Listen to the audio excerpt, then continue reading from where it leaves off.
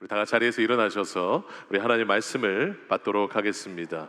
민수기 13장 27절부터 33절 말씀입니다. 우리 찾으셨으면 같이 교독하겠습니다. 그들은 모세에게 다음과 같이 설명하였다. 우리에게 가라고 하신 그 땅에 우리가 갔었습니다. 그곳은 정말 젖과 꿀이 흐르는 곳입니다. 이것이 바로 그 땅에서 난 과일입니다. 강하고 성읍들은 견고한 요새처럼 되어 있고 매우 큽니다. 또한 거기에서 우리는 아낙 자손도 보았습니다. 아말렉 사람은 네겝 지방에 살고 있고 헷 사람과 여부스 사람과 아모리 사람은 산악지대에 살고 있습니다. 가나안 사람은 바닷가와 요단 강가에 살고 있습니다.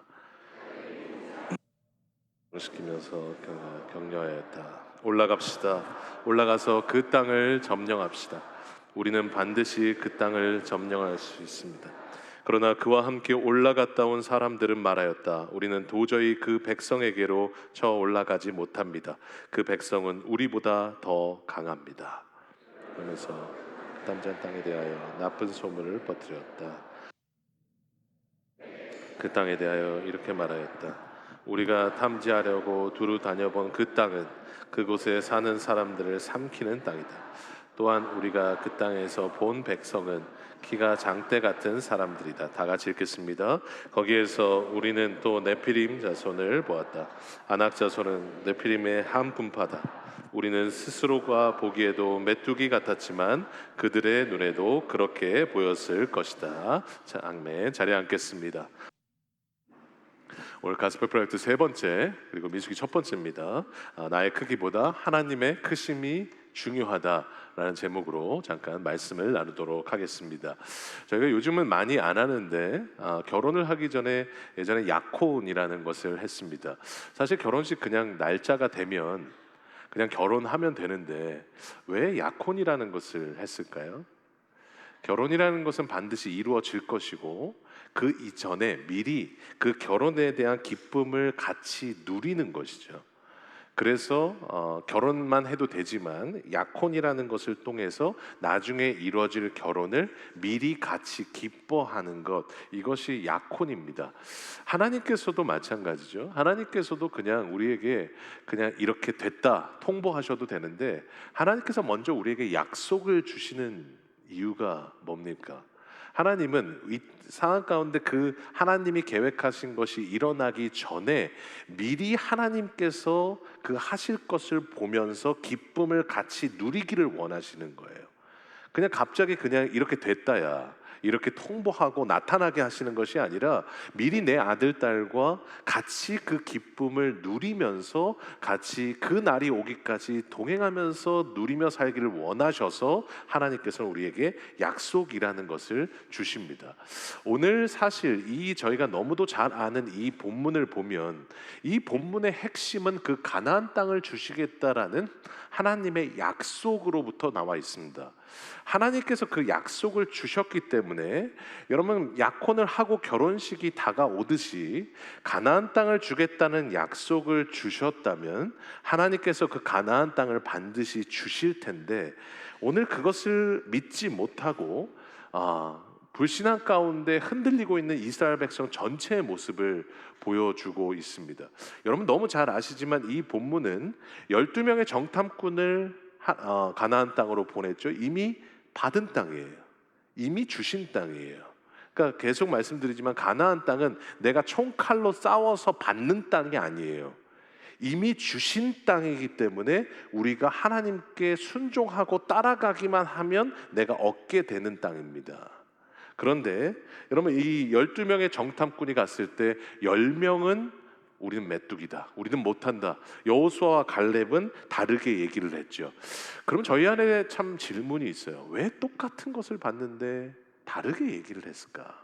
어떤 분들은 물을 반쯤 담으면 반이나 담겼다라고 말하는 사람이 있고 반밖에 안 담겼다는 사람이 있기 때문에 우리가 보는 것이 긍정적으로 보느냐 부정적으로 보느냐에 따라서 여러분 우리의 말이 달라집니다. 이렇게 하는 이 본문의 부흥회적인 설교들이 상당히 많죠. 그런데 오늘 저희가 한번 보려면 여기에 핵심은 뭐냐면 믿음이 무엇인가? 이것에 대한 핵심 질문을 가지고 이 본문을 대해야 됩니다. 그러면 저희가 열 정탐꾼과 그 여호수아 갈렙 입장에서 따로 저희가 한번 그 질문들을 살펴보려고 합니다. 그러면 첫 번째로 저희가 10명의 정탐꾼의 입장에서 왜 그러면 이 백성들은 가나안 땅에 들어가지 못한다고 했을까요? 그걸 저희가 한번 좀 살펴봤으면 좋겠습니다. 여러분 10명의 그 자손들이 10명의 그 정탐꾼들이 얘기하죠. 아낙 자손은 크다. 네피림 자손은 크다. 성읍은 크다. 우리는 메뚜기다.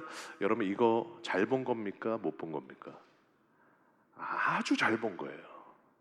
아주 정확하게 본 거예요. 아주 합리적이고 아주 시력이 좋아요. 아주 잘 본 거예요. 여러분 우리가 큰 대상을 보면 우리는 큰 대상을 보면 나를 비교하는 내 안의 습성이 있기 때문에 위축되는 게 당연한 거예요. 제가 예전에 아직도 기억나는 게 저희 고등학교 좋은 고등학교인가 봅니다. 고등학교 수학여행을 제주도로 갔습니다. 그런데 그 제주도의 그 바로 같은 호텔에 SK 나이츠라는 농구단이 그곳에 전지훈련 같은 걸 왔었어요. 그 당시에 있었던 그 SK 나이츠의 선수가 누구냐면 서장훈과 현주엽이었습니다.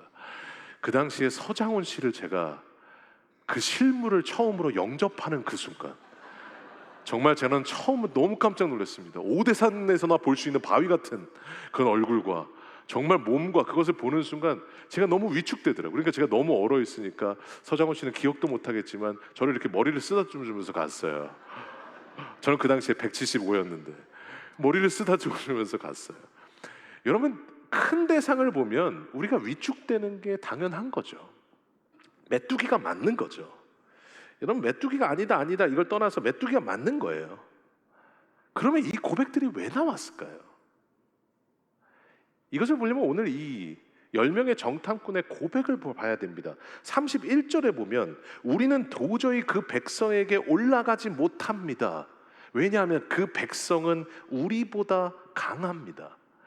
아낙 자손은 크다. 네피림 자손은 크다. 성읍은 견고하고 크다 말하는데 여러분 지금 그 크다라고 말하는 그 대상의 비교 대상이 누구예요? 우리보다예요. 그러니까 지금 오늘 이 고백을 볼 때 고백을 볼 것이 아니라 이 고백에 있는 그 뿌리, 핵심, 파운데이션을 봐야 이 고백이 왜 나온지를 볼 수 있게 되는 거거든요. 왜 지금 우리보다 크다라고 말을 했을까요? 이 지금 10명의 정탐꾼은 이 싸움을 무슨 싸움으로 본 거예요? 우리와 가나안 원주민들의 싸움으로 본 거예요. 그러니까 지금 첫 단추부터 잘못 껴진 거예요. 이 싸움의 핵심은 여러분 나와 아낙 자손의 싸움이 아니에요. 하나님과 그 아낙 자손의 싸움인 거예요. 여러분 그러니까 다윗이 골리앗 앞에 여러분 물맷돌 어떻게 5개만 갖고 갈 수 있었을까요?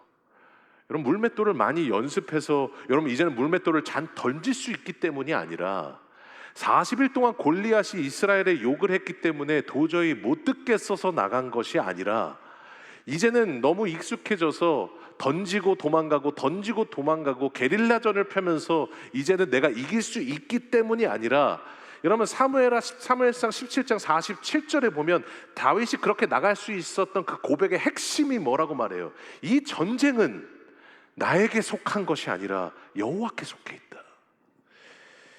그러니까 지금 이 전쟁이 나에게 속한 게 아니에요. 주님께 속해 있어요. 여러분 그러면 나에게 속한 전쟁이 아닌데 나하고 비교할 필요가 뭐가 있는 거죠?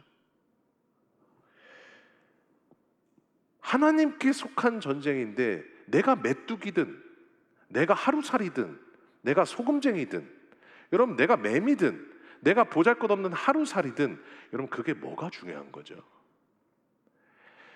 이 10명의 정탐꾼의 이 고백이 나온 그 핵심은 뭐냐? 첫 단추부터 잘못 껴졌어요. 이 싸움의 본질이 뭔지를 몰랐던 거예요. 나에게 속한 싸움인 것처럼 했던 거예요. 우리 인생도 마찬가지죠. 이 인생을 전쟁 같은 인생이라고 말하는데 이 전쟁 같은 우리의 삶에 꼭 기억하셔야 될 것은 이 싸움은 나에게 속한 싸움이 아니라는 겁니다. 주님께 속한 싸움입니다. 여러분 그러니까 여러분 우리가 신기한 것은요. 우리가 그냥 살 때는 여러분 우리가 내 삶의 싸움들이 나에게 속한 것처럼 살아가게 돼요. 여러분 그런데 이것이 하나님께 여호와께 속한 전쟁이라는 것을 보게 하는 힘이 뭐냐? 이게 믿음이에요. 여러분 그래서 믿음이라는 것이 중요한 이유가 뭡니까?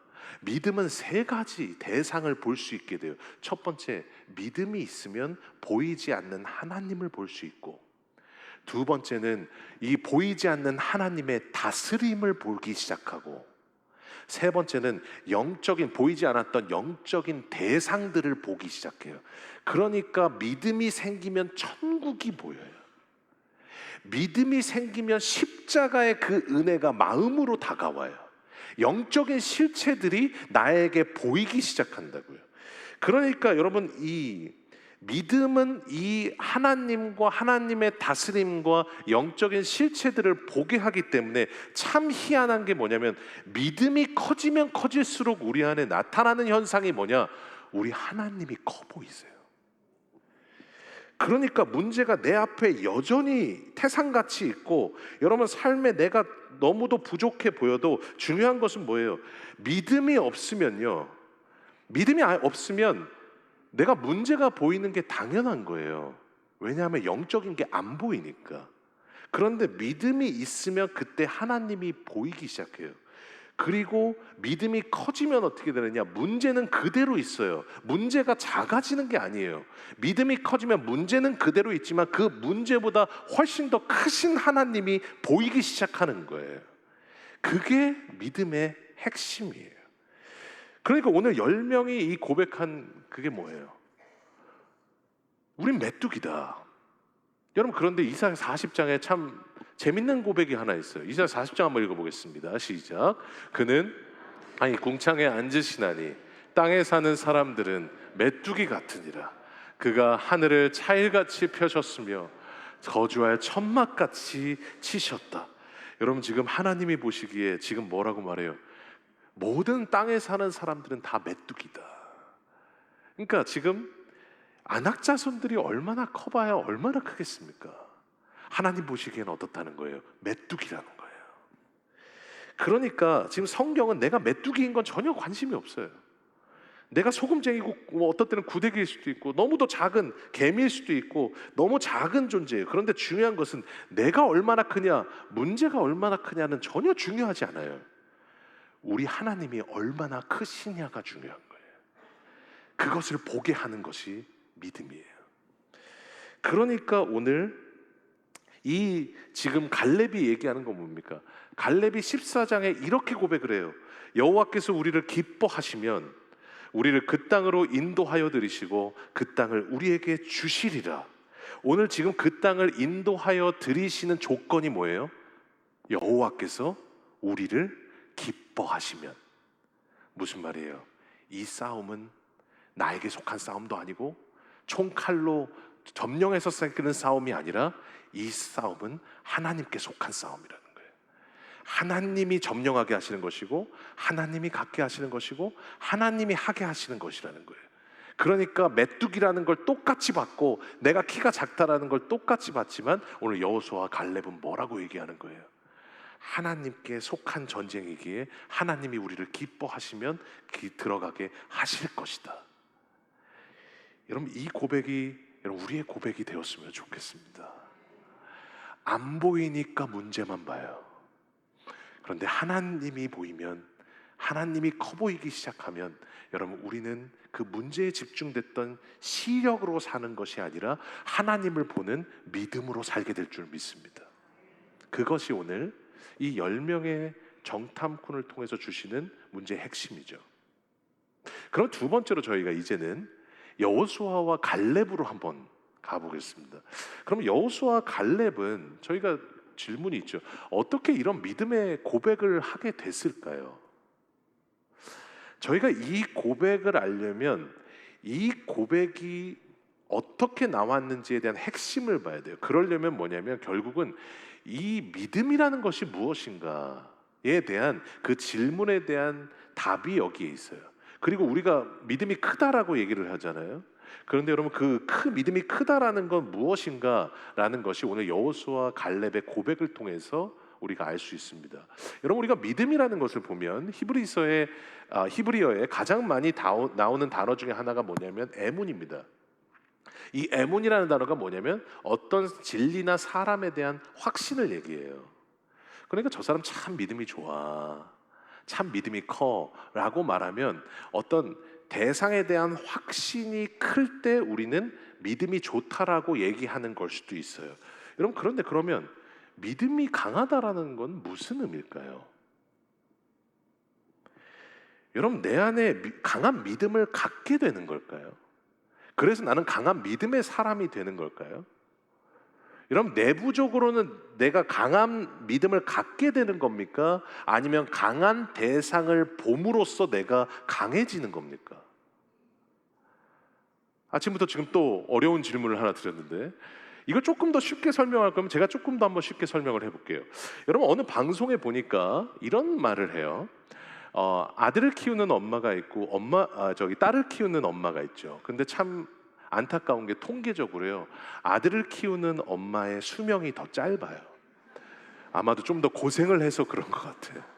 예, 거기 우리 그 어쩌다 어른인가라는 프로그램에 나왔는데 여러분 그 아들 그 수명이 짧아요. 그리고 참 안타까운 게 뭐냐면 남자들은요. 여자들의 청력에 비해서 언어 영역의 데시벨을 낳는 능력이 매우 떨어져요. 그러니까 소리를 못 듣는 건 아닙니다. 그런데 언어 영역의 소리를 못 듣는 겁니다. 그러니까 쉽게 말하면 말귀를 못 알아듣는 겁니다. 그러니까 아내들이 왜 남편을 답답해요? 말했는데 왜 못 알아듣냐고 얘기를 해요. 분명히 내가 일주일 전에 얘기했는데 왜 안 해놨냐라고 왜 이렇게 답답해요? 떨어져서 그래요. 예. 말귀를 못 알아듣는 거예요. 그러니까 언어 영역이 약해요, 기본적으로. 여러분 우리 아내분들께서 꼭 위로를 얻으시기를 부탁드리겠습니다. 여러분 그런데 중요한 게 뭐냐면 희한한 게요. 내부적으로는 내가 듣는 능력이 약해요. 그런데 남자들의 그 중요한 특징이 뭐냐면 외부적으로 축구 얘기만 나오면 다 기억해요. 골프, 뭐 정치, 내가 관심 있는 분야 얘기만 나오면요 외부적으로는 그 얘기가 나오면 그걸 다 기억해요. 희한한 거죠. 내부적으로는 내가 청력이 약하고 데시벨이 약해요. 그런데 외부에 있는 그 대상을 볼 때 관심 있고 그 외부에 있는 대상에 내가 붙어질 때 이 모든 것이 다 들려요. 청력이 약한데도 청력이 다 들리게 되는 그런 엄청난 일이 일어나게 되는 거죠. 여러분 마찬가지예요. 믿음이라는 것도 마찬가지예요. 우리가 잘못 생각하고 있는 것 중에 하나가 뭐냐면 내가 믿음을 내부적으로 갖게 됐다라고 생각을 하는 거예요. 그러니까 우리가 우리 자신에 대해서 실망하는 이유가 뭡니까? 아휴 30년 40년을 신앙생활을 했는데 요거 하나에 흔들리는구나. 내가 60년을 교회를 다녔는데 60년 전 믿음하고 똑같구나. 부흥회를 하고 나면 내가 심령이 부흥해서 내가 모든 것을 다 할 수 있을 것 같았는데 아휴 원래 그 자리로 또 돌아가는구나. 내가 강한 믿음을 가졌다가 내가 가지고 있는 믿음이 약해졌다라고 생각하기 때문에 그래요. 여러분 그런데 믿음의 본질은 내가 강한 믿음을 갖는 게 아니에요. 믿음 안에서 강해진 거예요. 쉽게 말하면 여러분 내가 강한 믿음을 가져서 내가 강해진 게 아니에요. 강하신 하나님을 내가 봄으로써 내가 강해지는 겁니다. 그러니까 이것을 보게 하는 강하신 하나님을 보게 하는 그 힘이 뭐냐? 이게 믿음이에요. 그러니까 아까 말씀드렸죠. 내부적으로는 청력이 약한데 외부적인 대상을 볼 때 그것이 다 들리는 것처럼 내 안에 있는 믿음이 강해졌다가 약해졌다가가 아니라 내 믿음이 강해졌는데 왜 이제 떨어졌는가라고 고민하는 것이 아니라 내 믿음은 원래 약해요. 내 믿음의 맥시멈은 겨자씨예요. 이 이상을 우리는 넘어갈 수가 없어요. 그런데 여러분 강하신 하나님을 우리가 보게 될 때 우리가 강해지기 시작하는 겁니다. 그래서 강한 믿음이 아니라 믿음 안에서 강해지는 거예요.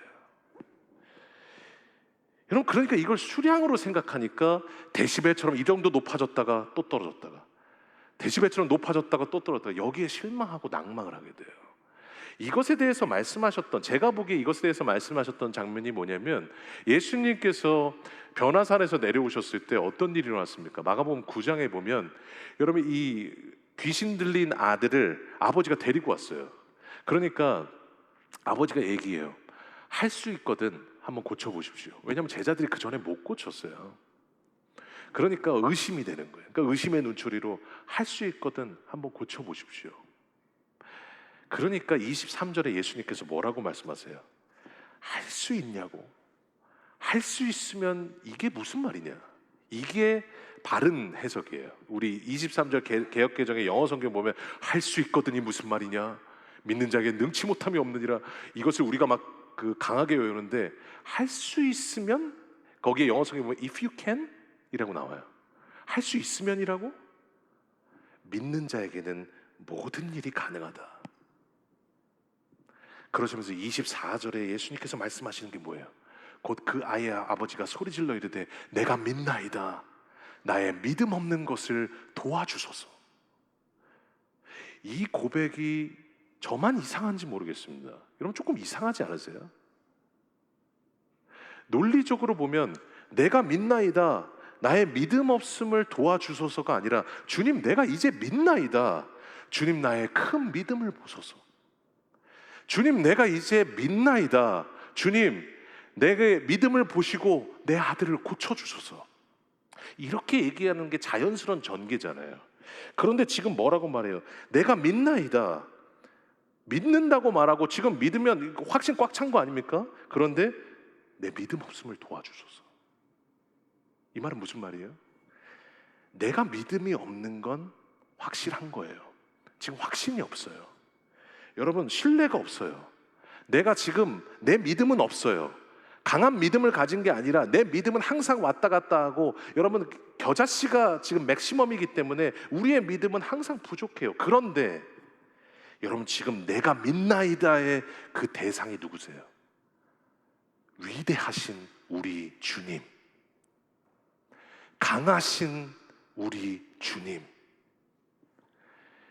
그 주님을 내가 보기에 그때 강해진다라는 거예요. 믿음의 뿌리가 나에게 있는 게 아니라 믿음의 본질이 우리 주님께 있다라는 거예요. 그러니까 우리가 시시때때로 그 믿음이 왔다 갔다 하는 것은 당연한 거예요. 왜냐하면 강하신 하나님을 우리가 볼 때에만 강해지기 때문에, 위대하신 하나님을 우리가 볼 때에만 우리가 위대해지기 때문에, 여러분 우리가 강한 믿음을 소유해서 날마다 버티고 있는 것이 아니라, 우리는 너무도 연약하고 약하고 이 아이의 아버지처럼, 주님 내가 믿음이 없습니다, 나는 가진 게 없습니다, 내가 40년 50년 신앙생활해도 조그만 지금 그 어려움에도 나는 지금도 낙심하고 주저앉는 사람이 맞습니다. 그런데 오늘 고치실 수 있는 그 주님을 바라봅니다. 이 바라보는 것이 믿음이라는 거예요. 그리고 그래서 뭐라는 거예요? 나의 믿음 없음을 도와주소서. 그러니까 결국은 뭐냐면, 여러분 믿음은 타고난 사람이 있는 게 아니에요. 여러분 원래부터 강한 믿음을 가진 사람도 아니에요. 강하신 하나님을 내가 보고 붙잡을 때만 내가 강해지는 것이기 때문에, 결국은 뭐예요? 우리 안에 인생에 자랑할 게 없는 거예요. 내가 가진 믿음이 아니라 주님에게 내 믿음의 뿌리가 있기 때문에, 그 하나님께 내 믿음의 본질이 있기 때문에. 그러니까 에베소 2장 8절에 믿음이라는 것에 대해서 뭐라고 말씀하세요?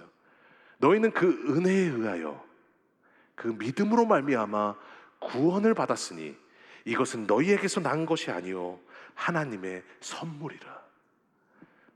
무슨 말이에요? 내가 하나님을 택한 게 아니라 하나님이 나를 택하셨고, 내가 주님을 믿은 게 아니라 주님이 나를 믿게 하셨고, 내가 지금 구원을 강한 믿음으로 따낸 것이 아니라 주님이 구원을 나에게 선물로 주신 것이기 때문에, 여러분 내가 이 땅 가운데서 자랑할 것이 없고 오로지 하나님께 내 믿음이 있고 하나님께 강함이 있고 하나님께 내 모든 것이 있습니다. 여러분, 이 고백이 여호수아와 갈렙의 고백의 본질이에요.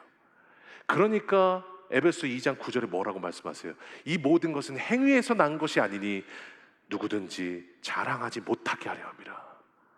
자랑할 게 없는 거예요. 우리는 내 믿음이 아니기 때문에 자랑할 게 없는 거예요. 그러니까 40년 50년 신앙생활 했어도 그 전의 믿음으로 돌아가는 거 당연하고, 믿음이 강해진 것 같아도 여전히 이 삶 가운데 어려움 가운데 생기면 다시 무너지는 거 당연하고, 여러분, 고난이 온다고 해서 내가 믿음이 강해진 게 아니에요.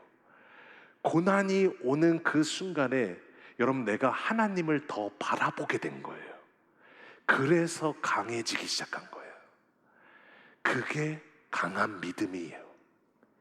이것을 강하다고 말씀하시는 거예요. 그러니까 시편의 많은 저자들은 뭐라고 고백을 해요? 메뚜기였습니다. 정말 어려웠습니다. 문제가 너무 커서 내가 숨조차 쉴 수 없었습니다. 눈물이 너무 나서 그 눈물을 눈물병에 담을 수밖에 없었습니다. 그런데 뭐라고 고백해요? 여호와여, 어찌 그리 아름다우신지요. 여호와여, 어찌 그리 위대하신지요. 여호와여, 어찌 그리 강하신지요. 하나님의 크심을 찬양한다고요. 여러분, 이게 뭐예요? 문제의 크기를 가지고 고민하는 것이 아니라, 나의 크기를 가지고 걱정하는 것이 아니라, 여러분, 하나님의 크심을 보잖아요. 그게 뭐냐? 믿음의 뿌리예요. 내 큰 믿음이 아니라 크신 하나님을 보는 그 자체, 그것이 믿음이에요. 그러니까 여호수아와 갈렙이 오늘 이 고백을 할 수 있었던 이유가 뭡니까? 이 믿음이 있었기 때문에 그래요. 똑같이 메뚜기인 거 알았어요. 똑같이 부족한 거 알았어요. 총칼로 안 된다는 거 알았어요. 그런데 뭘 알았냐?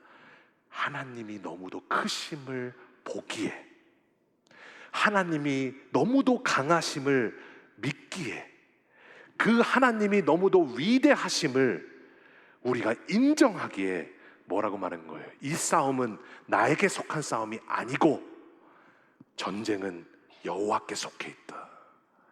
그러니까 우리는 반드시 승리한다.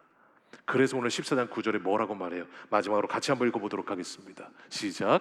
다만 거역하지는 말라. 또 그 땅 백성을 두려워하지 말라. 그들은 우리의 먹이라. 그들의 보호자는 그들에게서 떠났고 여호와는 우리와 함께 하시느니라. 그들을 두려워하지 말아라. 아멘.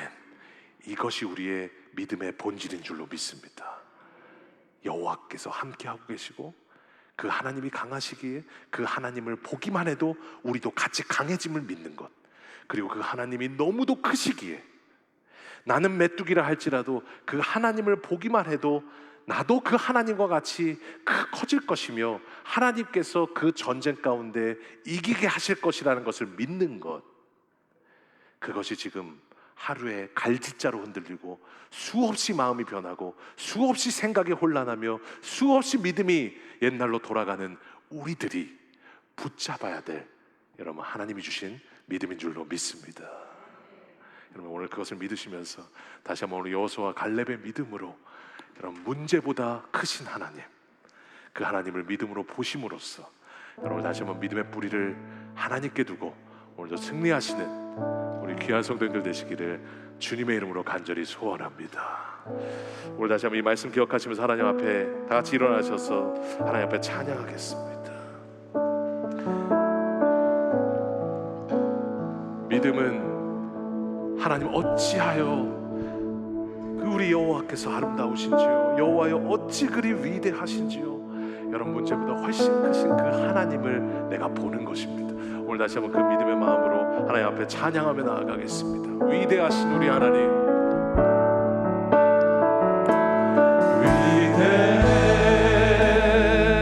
위대하신 주 찬양해.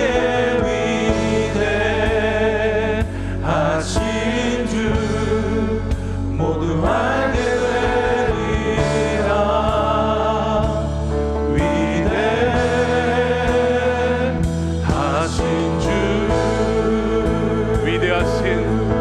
주님을 찬양합니다.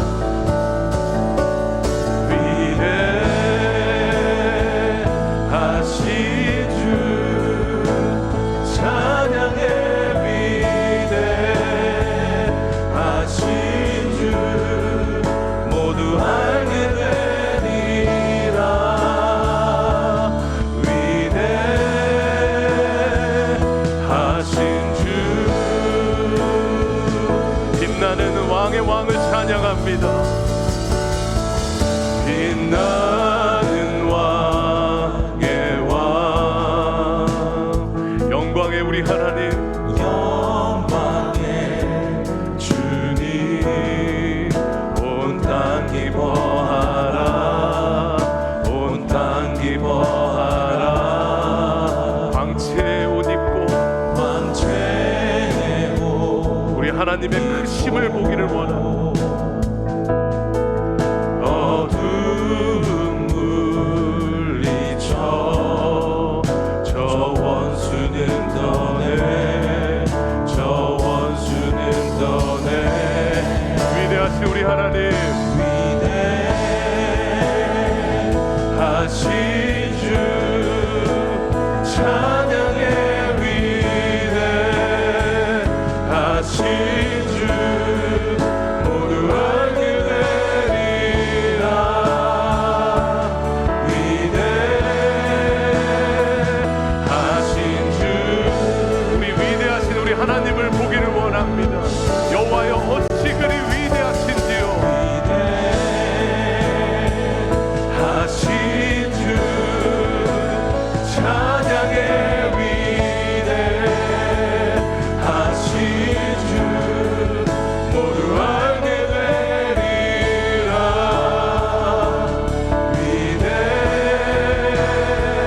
위대하신 주, 주님의 높고 위대하심을 찬양합니다. 주님의 높고 위대하심을 내 영혼이 찬양합니다.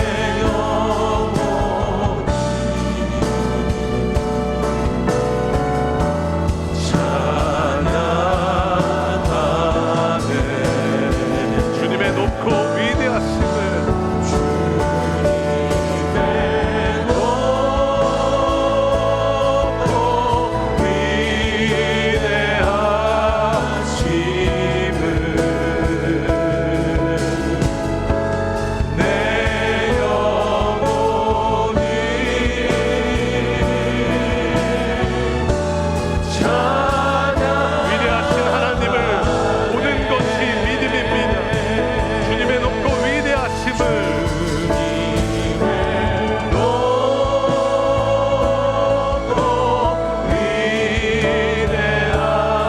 위대하심을 내 영혼이, 우리 주님을 찬양합니다. 우리 주님은 위대하시고 광대하십니다. 주님의 높고 위대하심을, 높고 위대하심을 내 영혼이, 내 영혼이 우리가 다시 한번 하나님 앞에 기도하며 나아갈 때 내가 믿음이 강해지고 약해지는 게 아닙니다. 우리는 믿음이 없는 게 당연한 겁니다.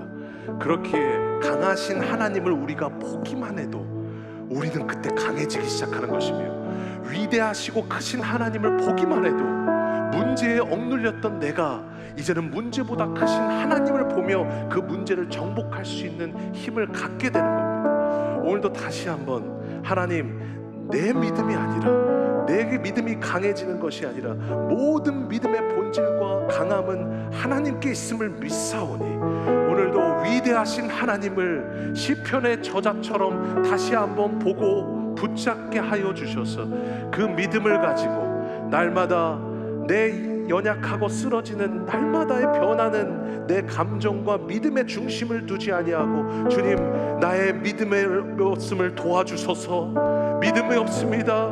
부족합니다. 도와주셔서 주님을 보게 하여 주옵소서. 이렇게 기도하며 나아가는 저희들 되기를 원합니다. 오늘 다시 한번 간절한 마음으로 하나님 앞에 기도하며 나아가겠습니다. 기도하겠습니다. 주님 아버지 감사합니다. 하나님, 오늘도 하나님 앞에 우리가 너무도 믿음이 없습니다. 고백하며 나아갑니다. 하나님, 내 믿음이 변하는 것도 아니고 내가 강한 믿음을 가져서 확신을 갖는 것이 아니라 오늘도 하나님, 그 주님을 보기만 해도 나는 강해집니다. 강하신 주님을 보기만 해도 하나님, 우리는 믿음을 갖습니다. 오늘도 그 강하신 하나님을 우리가 붙잡기만 해도 우리는 하나님, 주님 안에 주시는 강한 믿음과 능력을 가지고 우리는 하나님 앞에 나아갑니다. 하나님, 오늘도 주님 안에 주님이 주시는 그 믿음을 보여주셔서 하나님 주시는 그 은혜 안에서 날마다 나아가는 저희들 될 수 있도록 하나님 은혜도 하여 주시옵소서.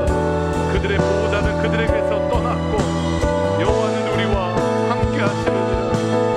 이 전쟁은 그래서 나에게 속한 것이 아니라 여호와께 속해 있음을 우리는 믿습니다. 하나님, 그것을 우리의 믿음으로 보게 하여 주셔서 믿음의 뿌리가 하나님께 두게 하시고 주님, 나의 믿음 없음을 도와주옵소서. 하나님, 나의 믿음 없음을 도와주시옵소서. 그래서 위대하신 주님을 보게 하여 주옵소서.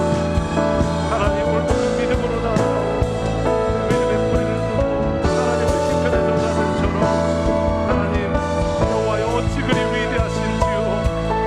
하나님의 위대하심을 찬양하며 주님 앞에 나아가는 저희들 되기를 원합니다. 하나님 감사합니다. 하나님 앞에 도와주시기를 간절히 소망합니다. 하나님, 우리 안에 다시 한번 주시는 믿음으로 나아가게 하여 주시옵소서. 우리의 고백으로 위대하신 그 하나님을 찬양합니다.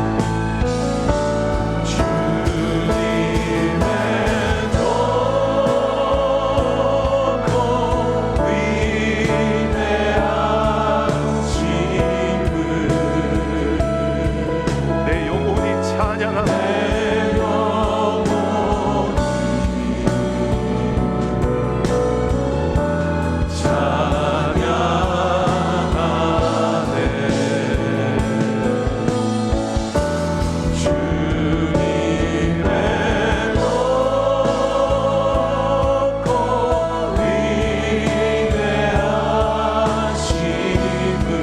문제보다 크신 우리 하나님, 내 삶보다 크신 우리 하나님,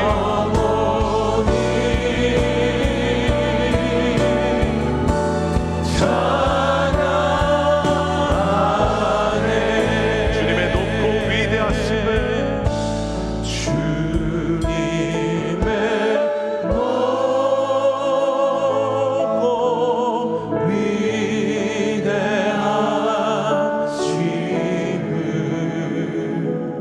우리의 영혼이 찬양합니다. 내 영혼이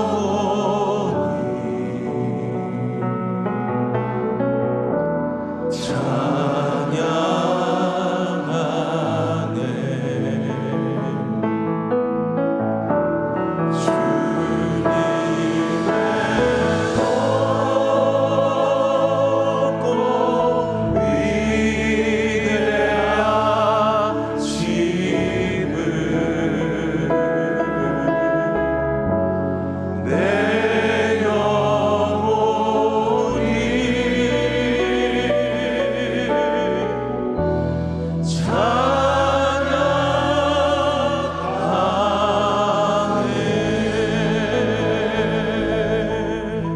주님, 우리는 시력으로 사는 것이 아니라 믿음으로 삶을 믿습니다.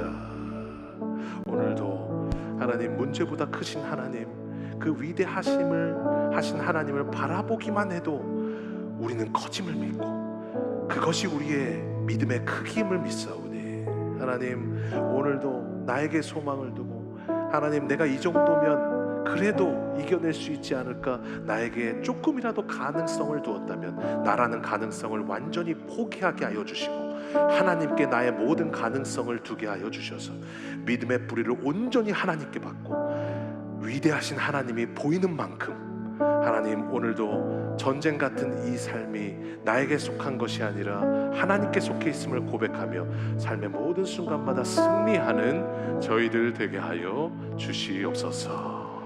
예수님의 이름으로 감사하며 기도하옵나이다. 아멘.